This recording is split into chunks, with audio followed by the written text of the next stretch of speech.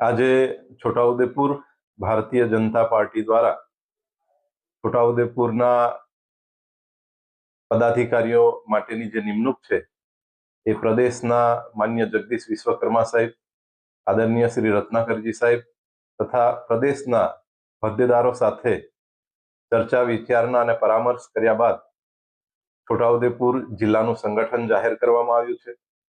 એમાં 8 જેટલા જિલ્લાના ઉપપ્રમુખ, 3 મહામંત્રી, 8 મંત્રી, 1 કોષાધ્યક્ષ, આમ કરીને 20 જેટલા લોકોની નિમણૂક કરવામાં આવી છે।